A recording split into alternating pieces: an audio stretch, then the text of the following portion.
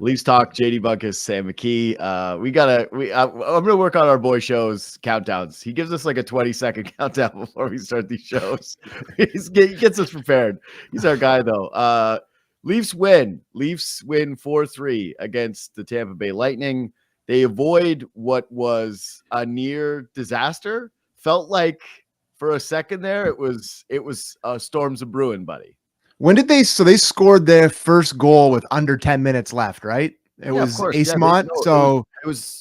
That was about I want to say the 8-minute mark. Yeah, and they pulled the goaltender at around the 5 minutes left in the period around there. Yeah. So then I'm just looking at the scoring plays here. Yeah, it was absolutely nothing happening at all for the Lightning up until that point. Like Woll made a couple good saves in the third period, but there wasn't a whole lot happening. And all of a sudden he shoots one under the bar and they wake up. And I was really impressed with the Leafs at the start of that period. Mm-hmm. It really, really felt like they were doing the thing they've done under Berube. When they have a lead in the third, they don't sit back, where they're still on the offensive and they're still carrying the play and they're still playing in the offensive zone. And it really felt like they were doing that for the first half of the period. And then that puck goes in and they completely changed the way they played.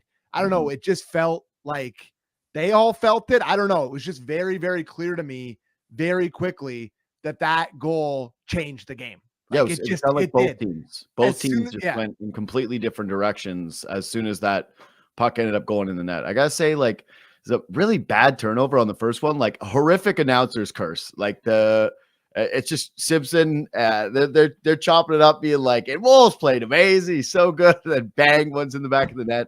Not his fault. It's a bad clear by Oliver Ekman-Larsson, who I think had a really rough night in general.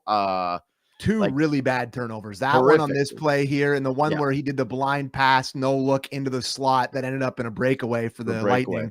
Yeah, right at the end of a period, which is something you absolutely hate. And then, Woll has to bail him out with the glove save on the breakaway. And I think was that Easymont too that had the breakaway? I'm trying to think. I think it might have been. It was him. So really nice move on that breakaway. Yeah. So continue what you're saying. But not a great night for Oliver Ekman-Larsson. Yeah, it was just like it was that was basically the point, was like not used to seeing him have games like this. I think that there has been some regression. Like there's still a lot of the things that you like about OEL.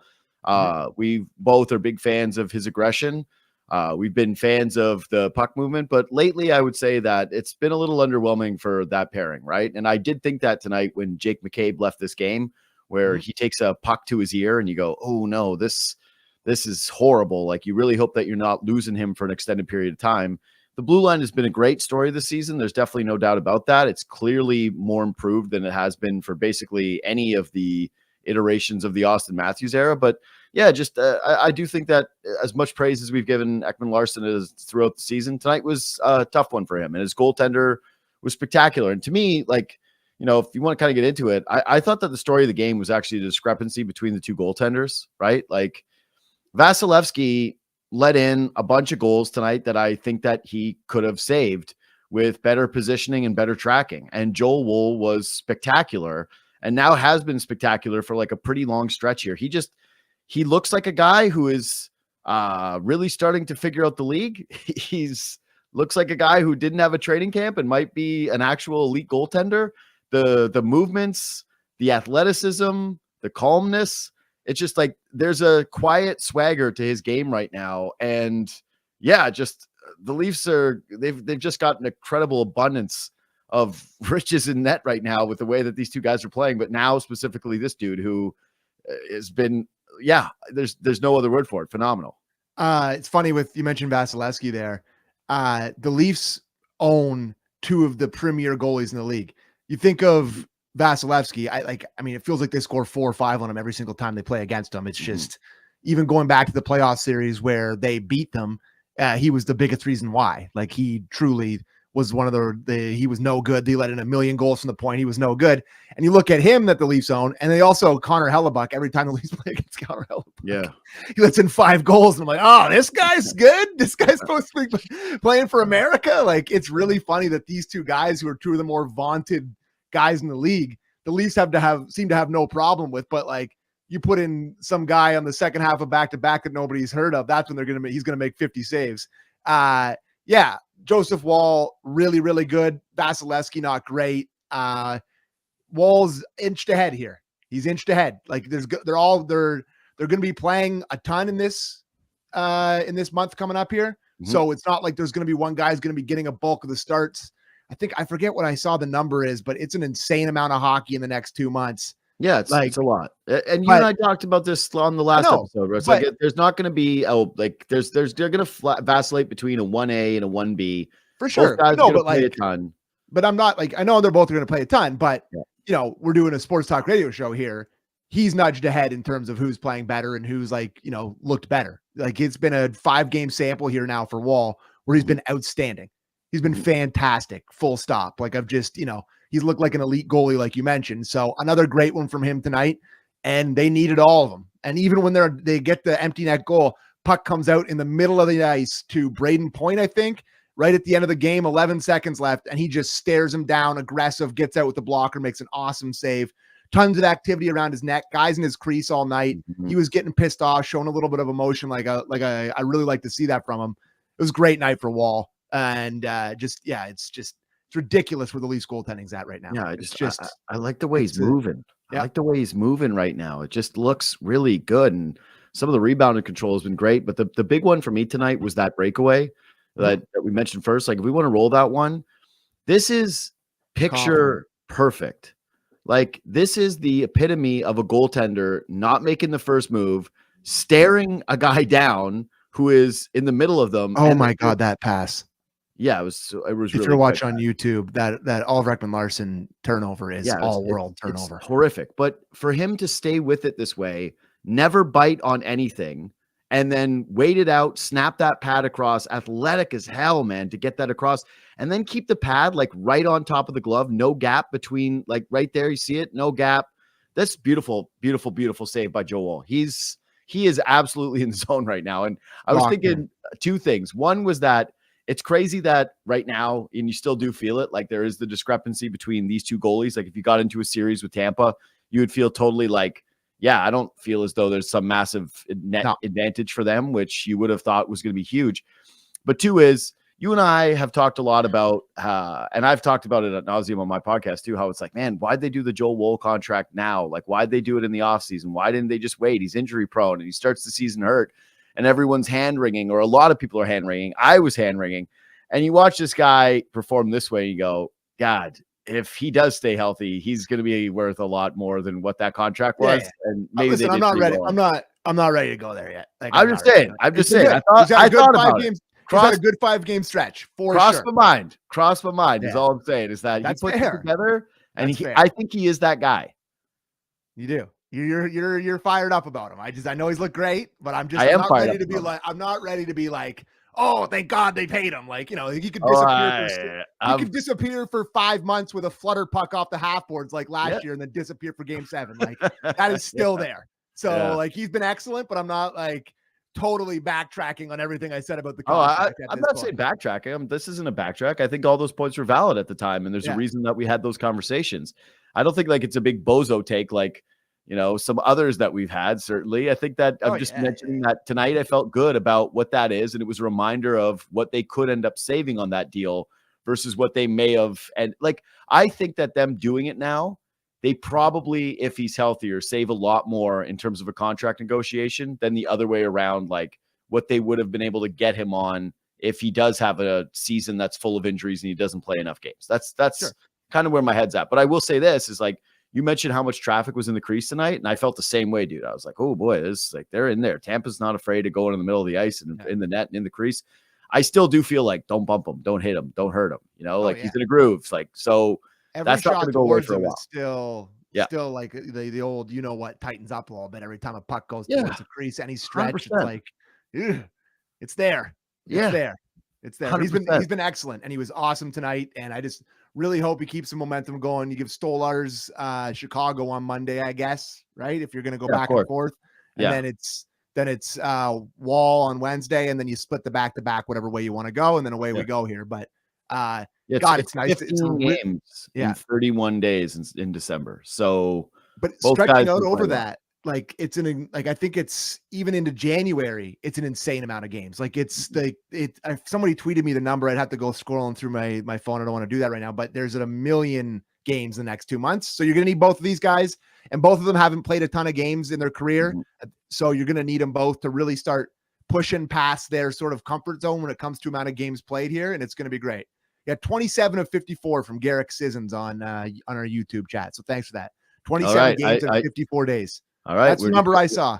I know, but I just like, did we fact check it, Luke? Like, I had seen that Garrick? number. I saw that number. Like someone tweeted that number. Okay. And it was in my mind. So that's correct. That's going with Garrick. Hey, Garrick, that's a lot of Leafs talks that you're going to be getting. Although we'll take our little break in December. But that's a beaucoup de Leafs talk. Anyway, what'd you think of 34 tonight? Tepid. Not quite himself. I think very shying away from contact, fell a lot of times. He had two chances, really. The one where he kind of pulled it to the middle and McDonough makes it, sort of stops him, and he shoots it into the crest. Another one where he kind of had an open look and looked like it was a bit of a flutter puck, didn't have much on it. Thought he didn't look like himself totally. But what I saw it do was really, really open up William Nylander, and having William Nylander be able to play on a line with two NHLers. I thought that you could just feel how much having, it just like Nylander was incredible tonight, I thought. And having Matthews out there clearly woke him up.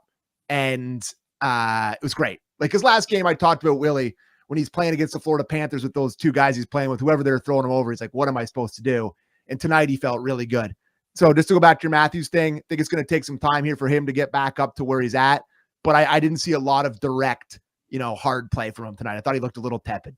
Yeah, I thought that he looked rusty originally. Like he had a bad turnover to start the game, but that his line played well and that his line mates really picked him up.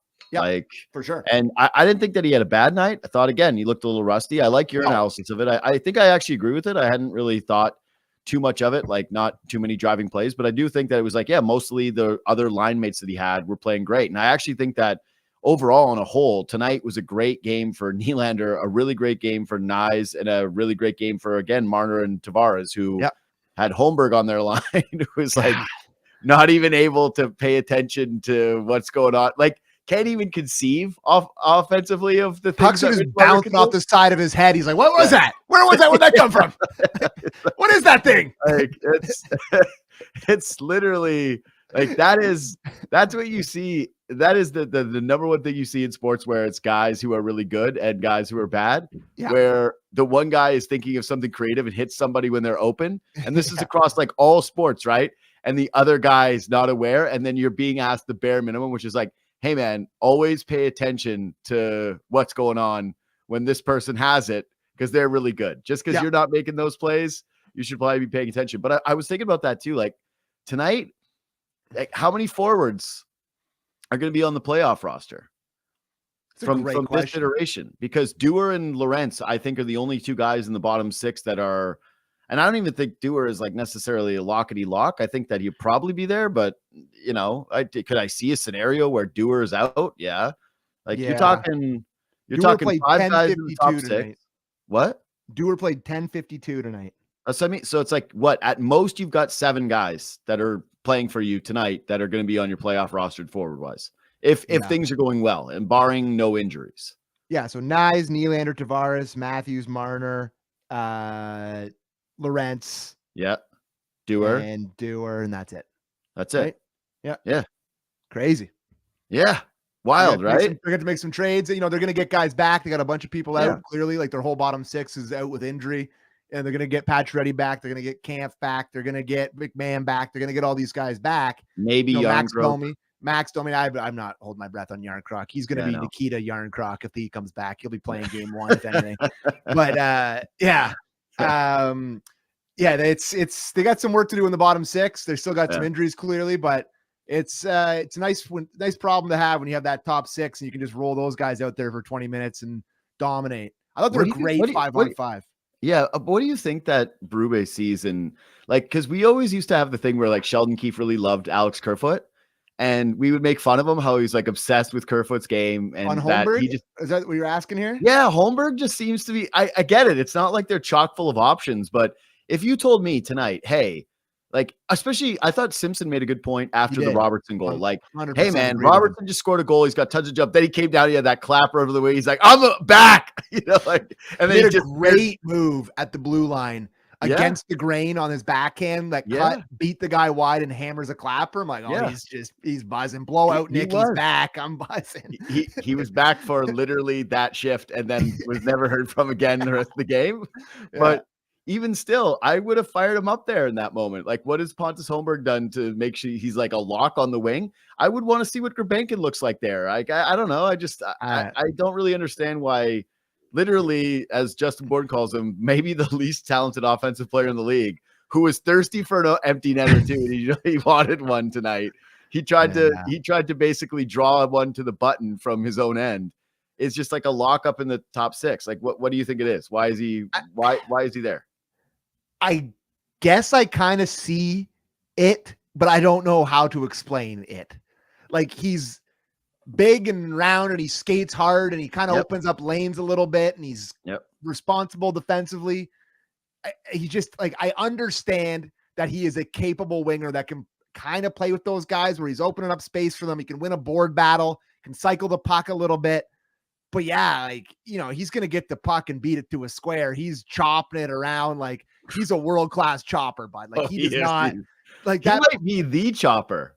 And God, like, Marner just can't help himself. He's a passer. He's clear dish guy. Always will be. He's been shooting more this year, been scoring a little bit more than usual this year. But like, the one that he passed to him, like, stop passing it to him. Yeah. Like, stop it. Like, he's not going to, nothing's going to happen. Like, when's the last time Marner played with somebody with that little offensive skill? Like Pee-wee? It's like Bantam? I don't know. There's some guys on the Toronto Marlboros or whatever, the Don Flyers, that's what I mean. Played that had more touch than him. That's it. That's what I'm saying. So it's just weird. Anyway, I get it. Again, there's not exactly a ton of options that they have there, but I just thought it was a good spot Simpson brought up for Robertson. And that if you really wanted to show me somebody, like, give me someone with a different look. I get Gurbankin just came up, and sometimes we get too excited about dudes who were in the AHL. He's barely playing. He's playing. He played like 6 or 7 minutes tonight. Like, the coaching staff clearly doesn't trust him a ton. Yeah, wasn't out there much. That's what I'm saying, though. I want to see him up there. I would have honestly rather have seen Lorentz. Like, give me Steven Lorentz. That's the one to me that I agree with. Where he's size, like, he does what Holmberg can do, but I actually feel like he has a bit more of offensive touch. Not much more, but like a bit more of offensive touch. He's got, I think, he have 3 on the year this year. Yeah, but he had that nice little creative moment in this game too, right? Where it's like he took his time and actually tried to beat Vasilevsky short side. It was a tough one. He wasn't going to get beat on it, even though Vasilevsky does get beat short side by Robertson eventually. But I just thought, like, all right, we get it. Like, everybody kind of knows what Pontus Holmberg is, and I don't know if I would enjoy this much. I like the second anyone capable is back, he's out of there. Gone. Yeah, but I get it. Like, I do get it. He's a 4th line player. He's a guy that's like on the 4th line, and you mix in, like, in a 7-game series, maybe he plays 1 or 2 games. That's what he is to me. Yeah, and not only that, we just went over this where it's like they've only got at most 7 guys who are definitely on the playoff roster, and he's like maybe one of them. So I don't know, like, he's like the 8th guy in the bubble when it comes to that. So it's not like, it's not crazy, but yeah, it was a lot. Anyway, Robertson scores. Thank good for him. God for him. Like, I don't think you could hear his yelp on the broadcast. Yeah, I don't know if I've ever heard a guy like scream like that. You know what it reminded me of? God, who was the Russian kid? Yes, Soshnikov. That's it. Yeah. Woo! One of the nastiest first career goals in NHL. Oh, it was amazing. Yeah, it was. What a moment that was. Soshnikov. Yeah. I bought stock in that moment. I was like, this guy's gonna beat somebody. That was very Soshnikov-ish in terms of the scream and the celebration. I'm pumped for the guy. It was great that it ends up happening. It changes absolutely nothing for me on a whole. No, it was a world-class shot. Really was. I still think Vasilevsky should have had it, though. Yeah, he got caught cheating hard, and a world-class, shooter put it right over the bar. That's what happens. So yeah, but like, I agree. Wow, you scored. Congratulations. That end of conversation. It was kind of funny though that it was like every person on earth, I thought, like, basically was in the, like, you and I had been doing it for weeks of like the Robertson thing. And it felt like the last game, everyone kind of came around, like the last defenders. Yeah. Trying to remember, like I saw Nick Richard, our boy Nick Richard. Yeah. Nick Richard. He takes the knee. He was the last man. He was Jon Snow with the sword holding out the armies, hoping that it wasn't going to be just that you and I leading the charge on the horses towards me, like Nick Robertson can't play. And the second the entire Leafs Twitter writes Nick Robertson off and everyone bends the knee on his career, he comes out and he scores a goal. It was great. Yeah. It basically was a version of scratch and score, right? Yep. Like he scratched his career and he scored. No, it was good. It's good for him. Good. Yeah, good for him. He's happy. End of story. That's all I got. That's all I got. Sorry. You got anything else on the Leafs? Because I got Tampa. Yeah, I'm just, we talked about it early in the season, and it was a conversation a lot on the show, but much like his game, it's pretty quiet these days, but got to give Chris Tanev some love.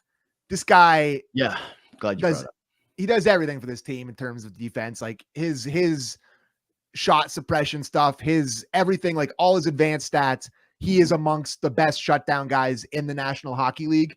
And I could have gone the whole season without him getting a point and been like, he is worth every penny. And great slapper on the shot from Tanev to tip it in. And then having him walk down off the sideboards and just snipe one low blocker off the post and in for this first as a Leaf. Impressive night for Tanev. Another couple block shots. Great on the defensively. Like, I love this guy so much before he was here. And like, he's like the true Leaf that I love the most. Like, I love him. I love him. I do. Like, it's a great shot. He's just been so good. So want to give him some flowers. It's a great shot. It clearly caught Vasilevsky off guard. Thought he was passing 100%. For sure. And you can tell the second it goes in, Vasilevsky's just like, I can't believe I let that in. Yeah, he did. Exactly. He's sour about that one. He's like, oh, damn it. I hesitated for a second. Like his body language there. But every goalie guy will tell you that's the hardest shot in hockey. Yeah, no, it's right low blocker, right above the pad. Perfect. I'm not saying it's not a good shot. I'm just saying that it's very clear that he could have come out on it a little bit more and that he was just like not really like hyper focused on it. Yeah, Tanev jumping up in it. I'm going to extend the Tanev take even further. I actually had Mike Kelly on my show on Friday, and I was talking about Team Canada bubble guys, and Canada's deep, man. Like, there is like, I think Tavares has been a little disrespected in it, just in terms of like, you look at his numbers this season, he's been a point a game player. He's killing it in puck battles. He's amazing in the circle. Like, I don't need Tavares there. I think that there's other guys, like two specifically on this team, that I would take over him. But the idea that like, he's like Anthony Cirelli is a monumental lock over John Tavares to me is like, all right, like, okay. I like, agree with that. But the other one is, I don't know why Tanev's not more in the mix. Like, totally agree. Why is Tanev's name not anywhere on any list ever? You're telling me if you're watching Team Canada, you want Evan Bouchard out on the ice more than Chris Tanev? Well, that was your boy. That's the guy you wanted there. I did bring him as the seventh guy though, but I'm like, yeah, I thought he was going to get the PK role. Like, I'm just saying he's like, if you're talking about all the Team Canada defensemen that you trust, I'm not saying he's the top pairing. I'm not saying that he's even the second pairing, but like, I don't know, man. Like, of all the names and some of the guys that are having seasons, I'm not blown away if he ends up making the team. I'm just putting it out there. Take. No, it's a great take. And like, you look at the way Team Canada's decor is shaping up, and I got to tell you, bud, it's not exactly 2014 and 2010. No, we were spoiled with 2014. The thing is that the golden age. We had the golden age. You look at those guys, and it's outrageously good. You're talking like prime Duncan Keith, prime Drew Doughty, prime Shea Weber. But that's the thing, is that the Team Canada blue lines have always had an edge to them, right? Like, that's the thing. They're the most fearsome blue line. It wasn't always like the most skilled guys. It's like the dudes who will block shots, take big hits, kill penalties, have ugly faces, no teeth, Drew Doughty. Like, you're preaching to the choir here, buddy. I love the take. Like, I look at the Leafs, the Canada decor. It's a lot of rushers. It's a lot of Maybelline game, like it's a lot of guys flying up and down the ice. Like, You need an ugly son of a gun back there. That's give me that ugly biscuits. You know, give me that toothless caveman back there blocking shots, dude. I'm already worried enough about this Four Nations face-off where like the juice is a juice worth the squeeze with the injury front, where it's like half like every good player in the Leafs is going to be going, and it's like, oh well, the Leafs lost Chris Tanev, but at least Canada won the inaugural Four Nations face-off. It's like, oh God, like, you're such a doomcaster, man. Like, doomcaster.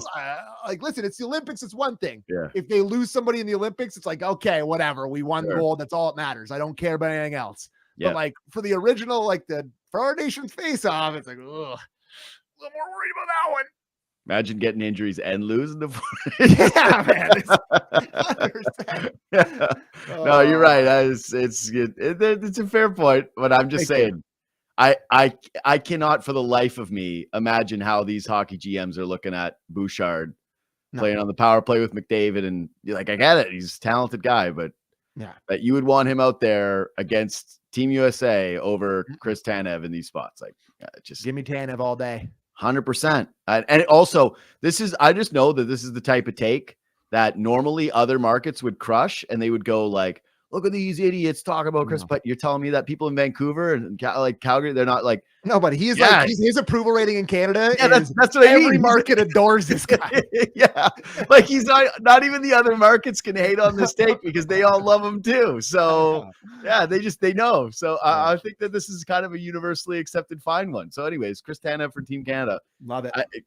It's worth the conversation. Nick Robertson getting 6% of the player of the game poll is honestly one of the most outrageous things. Nick Richards in there hammering the vote. Yeah, I can't, like that he had a better game than Nylander or than Tanev or than Woll in this game. But yeah, all right, 6% of you is doing all right. Fired in there. I guess you could give a guy like his props, give him a player of the game for that one. Speaking of which, though, the Team Canada stuff, you do have to have Hagel and Cirelli there for me. You just see those two guys on the PK for them and how good. I don't even think Hagel should be a bubble guy anymore. Like, I know he's been talked about one. He's been considered a bubble dude. To me, he's just nasty. He's taken a huge step with them this season.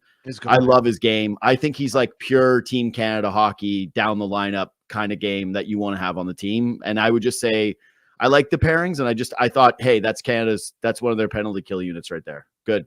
Easy. I can't stand him. Can't stand him. He's like one of the only guys I truly like. His face really just makes me angry. He's like, I truly sports hate Hagel. Him and Kucherov are 1-2 in the league for me.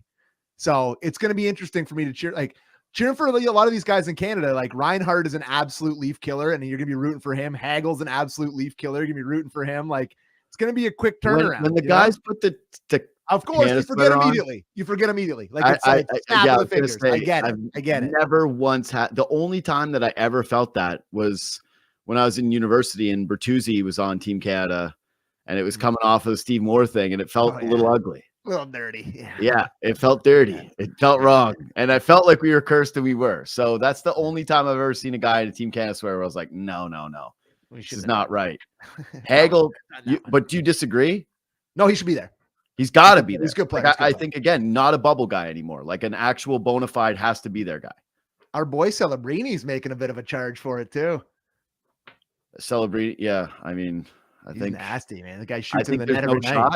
No, but he's 2026 Olympics. He'll definitely be there. Yeah, that's what I mean. I think he's an Olympic, basically lock it down, but I don't think that he'll be on this team. Either way, I like those guys, and I especially like Hagel, and I wish I could sportate him. The thing is that you know me, like I love Marchand and I like Hagel, and those are just like they're kind of my guys. Where it's like they're dying breeds, and so I appreciate them more, and so I end up kind of rooting for them. So I'm in on that.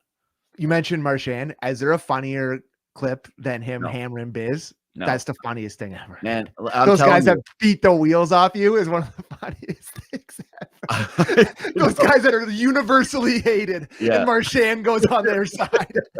Yeah, I know. It's so good. Those guys every two is so great. Yeah. So here's my Marchand take is very much what I'd like to share with Leaf fans, how I felt about Kobe. So when Kobe was retiring, there was a commercial. And I've referenced this on my show before, where it's like all the different people around basketball that are like, I hate you, I hate you, I hate one of the best you. commercials of all time. Yeah, Paul and Pearson he's there, just like, and he's directing them. It's an all-timer.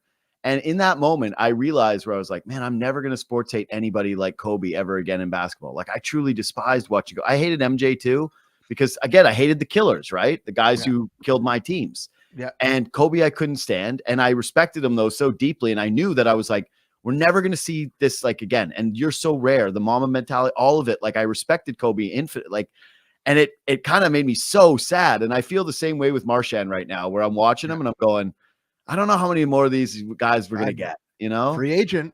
Maybe you'll be a Leaf. Would be my dream. I would like when people are like, oh, what would you do with the Marner money if he leaves? I'm like, I'd bring it all to Marchand. 11 million. Marchand. Stick it to Boston. It's worth the price. Couple quick hitters for me. Yeah.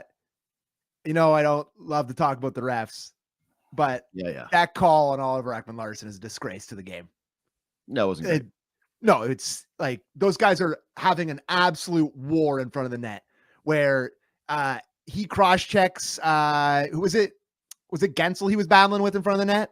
Where he cross-checks Gensel down. Gensel gets up, spears him, does all this stuff, and it's just like the whistle goes and you give him one shot, and it's a hard-fought game, and these guys are battling the whole night, and Cirelli cross-checked him harder than he originally when I saw the call, that's what I thought it was, because the ref's arm goes up right after it happens. And I was saying, I actually thought it was a disgrace that they called that one too. Yeah, they were both a disgrace. They're two teams that hate each other that are fighting in a close game. They're battling in front of the net. Like, either call would have been an affront to the sport. And totally couldn't believe that Hero called that. That is just wanting to insert yourself into the game. You're sitting there, you haven't made a call in a while, and you're like, time to make it about me, baby. You're going off the ice for a stock cross check after been battling in front of the net. Like, God, I hate when refs do that. Just so heroic. That's it. The last thing, Hockey Night in Canada going full Creed. Just I have it in my notes too. Oh my God. Full Creed moment tonight. Like, that intro, I don't have any beers in my house and I had to do a show, but like, I was ready to hammer 7 Bud Lights immediately once that intro started. I got that sent to me by 17 different people. My Creed brand is strong. It was great. I was fired up. Listen, you and I have had many a car ride listening to 2000s alternative rock, talking about what songs rule. Creed's comeback has been outrageously great. Oh yeah, I'm so happy about it. I wanted to go. I couldn't get down. It was like 3 doors down, and Creed were just here. I was like, I would have killed to have gone to that show. Could not make it. Could not get the night off. And then I saw the videos of the people at the concert, having the time of their lives, losing their minds. It's basically Creed is becoming like Taylor Swift for white guys in their late 30s. They're showing up to these shows, going absolutely nuts for it. Anyway, so Sam McKee is good. So the last thing somebody mentioned, I don't know who it was that said it, but if you're watching on YouTube, Ty Chuck said highlight of tonight is Sammy's lighting, sexiest lighting of the season. My ring light, my little influencer ring light just stopped working, so I had to bring down this super artsy lamp off my like bedside table. I don't know if you can see it or not. That's very like, see, you got a little sea captain vibe going on there when you hold the light up. Like, you just let somebody into the lighthouse. You're like, who goes there? Anyways, if you're wondering why my lighting looks like I'm sitting beside a campfire tonight, that's the reason. And I was gonna go just dark, but it looked like I was sitting in a dark room, so I couldn't. This is one of those things where I remember when I used to play music, and they would tell you, like, you just don't reference it, and most people probably don't notice if you make the mistake. That was probably one of those ones. Yeah. For me, last thing is simply, I know Tampa came back in this game and that they were doing well in that third period. Yeah. But it's pretty clear that who's the big brother in this relationship now. Toronto's won 6 of their last 8. They've won the playoff series. Like, I think if you're Toronto, and I'll just go and say this, like, and nobody wants them to finish in the middle of the pack this year and have to do the whole, like, go through the division thing. I think a Tampa playoff series would be boring at this point. Like, you want something fresh, you want something new, but like, I don't think that Leafs fans fear Tampa. I don't think the Leafs fear Tampa. I think it's a good matchup for the Leafs if it does end up happening. Like, again, the track record is last 6 of 8, or 6 of the last 8 have been Toronto wins. The playoff series win. They kind of own Vasilevsky. I don't know. It just, buddy, it takes a lot for a Leaf fan to say this, but like if the Leafs have no fear of you, then it's pretty bad. Yeah, that's what I mean. Like they win in that building all the time. They've had 3-4 massive playoff wins in that building. Like it's just not like that building. It's not intimidating at all. It's half Leaf fans. The crowd there is never very good. Like I even think the Florida crowd when they're rocking and rolling is way better than way better, dude. I like the Leafs. The Florida crowd. Their thing. Like I was actually going to give them props. Like that last game, they're horned up. Yeah, you could tell. Like they took some pride with that one, knowing that Leafs fans were going to come, and they seem to really care and getting their butts in the seats. So, no, I don't even think it's close. Tampa, even the one Tampa fan coming in the building with the anti-Stamkos stuff that night was like, "Yeah, I hear Stam." I was like, "Yeah, it tells you all you need to know about the Tampa fans. They're mutants." Anyways. That's it for me. Subscribe to the podcast, leave 5 stars, do all those things. Take me higher. It just hits. It's funny though, because they got like 5 songs that are just all bangers. And then if you go to a concert, you got to sit there through like a whole bunch of stuff. The deep cuts you've never heard once in your life. But it's like higher. God, I can't even think of any of the other names of the songs because I all know them by the chorus. Sing them for me. I'm pulling up the Creed right now. Hold on. Yeah, pull up the list. I'm pulling it up. The songs: One Last Breath, My Sacrifice, With Arms Wide Open. No, Arms Wide Open might be the best one actually. My Sacrifice is my fave. Yeah, My Sacrifice. That's it. Yeah, those are all bangers. Those are all bangers. So it's like you get those 5 songs. And then you have to rot through the rest of the show. But they saved those 5 for the last 5 songs. No, the last 5 songs are those. Play those 5 songs, like play the 5 over and over. Do them again. Do the 5 again, Creed. Anyway, same with Three Doors Down. All those bands are like the exact same thing where it's like 3 Doors Down got that song Loser. They got Kryptonite. They got Kryptonite's so good, dude. Yeah, Kryptonite's so good. What a song. No, but you know what their best one is? When I'm Gone. Oh, so good. That one rules. You listen to When I'm Gone when you're working out. Without you. Yeah. I'm here without you. Yeah. Dude, that one had a music video where it was like military guys. Oh, I remember that. Sad. It was like Here Without You, Baby was the troops. It was post 9/11. I'm waiting for Christina Aguilera Dirty to come on and I got to sit through this. Oh, yeah. No, you had to wait for it. You had to. Anyways, all right. It's got off the road. Time to wrap it up. Thanks for watching. Thanks for listening. Subscribe, review, follow us on Twitter and Instagram at JD Bunkis, at Sam McKee. We'll see you on Monday night.